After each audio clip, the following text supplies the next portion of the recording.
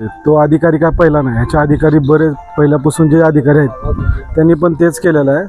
पैसे घेतल्याशिवाय कसल्याही प्रकारचं शेतकऱ्याला मदत केली जात नाही. त्यांच्याबद्दलच तक्रार आमच्याकडे बऱ्याच वेळा सारखं येतात कंटिन्यू. त्याचे रेकॉर्ड सुद्धा आहेत शेतकऱ्याचे आमच्याकडे तक्रार केलेला, फोन कॉल्स रेकॉर्ड सुद्धा आहेत, रडलेले सुद्धा आहेत. आमच्याकडे पैसे घेतल्याशिवाय तर काम करीत नाही. अधिकाऱ्याचा शेतकऱ्याकडून रेशीमचं बिल काढण्यासाठी पैसे मागल्याचा व्हिडिओ व्हायरल झाला, काय सांगाल त्याच्याबद्दल? नेमकं काय घडतं सगळं?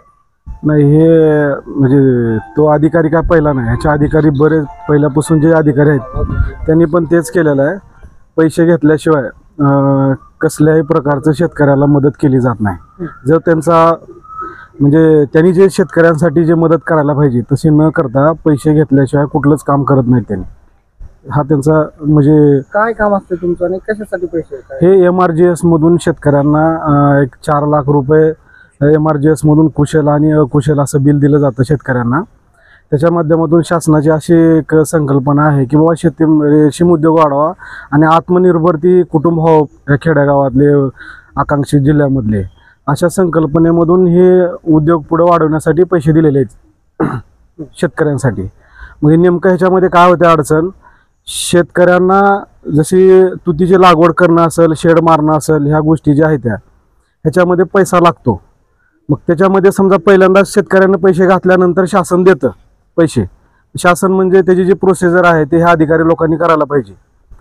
त्यांनी ते प्रोसेस अशा पद्धतीनं करतात की त्यांना त्या शेतकऱ्याकडनं पैसे येत असतील तरच त्याची पुढे प्रोसेस करतात. आता त्याकडनं पैसे येण्यासारखा जो शेतकरी नाही किंवा देण्यासारखा जर नसला वाटला त्यांना, तर मग त्याची कागदामध्ये काढणार, त्रुटीमध्ये काढणार, लाल फितीमध्ये देणार टाकून त्याची हरासमेंट करणार.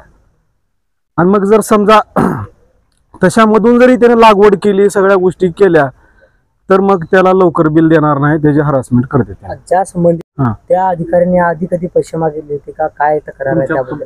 तुमचा अनुभव काय त्यांच्याबद्दल? मी एक चॉकी सेंटर चालवतो आणि एक प्रगतशील शेतकरी आहे जिल्ह्यामधला. तर आमच्याकडं अक्षरशः तुम्हाला सांगतो, जे पुणे मुंबईहून लॉकडाऊन नंतर बरेचसे मंडळी आली गावाकडं आणि त्यांनी विचार केला की रेशीम उद्योग आपण आपल्या गावामध्ये केला तर एक पुण्या मुंबईसारखी पगार आपल्याला मिळते. आणि म्हणून त्या लोकांनी बाबा पैशाची अडचण असते म्हणून रेशीम विभागाकडनं ते अनुदान पण मिळते असा उद्देश धरून त्यांनी रेशीम उद्योग लागवला. त्या लोकांनी अक्षरशः आईचं असेल किंवा पत्नीचं असेल सोनं घाण ठेवून शेड मारलं, लागवड केली. त्या लोकांचं अक्षरशः अजून बिल चालू नाही. शेडचं बीडचं तर सोडा, मुस्टर सुद्धा चालू नाही त्या लोकांचे. ते आमच्याकडे फोन लावून रडतात आमच्यापाशी. आम्ही बी काय करू शकत नाही हो. ज्यांचा व्हिडिओ व्हायरल झालाय त्यांच्याबद्दलच तक्रार आमच्याकडे बऱ्याच वेळा सारखं येतात कंटिन्यू. त्याचे रेकॉर्ड सुद्धा आहेत शेतकऱ्याचे आमच्याकडे तक्रार केलेला, फोन कॉल्स रेकॉर्ड सुद्धा आहेत, रडलेले सुद्धा आहेत. आमच्याकडे किती रक्कम मागतात अधिकारी कामानुसार.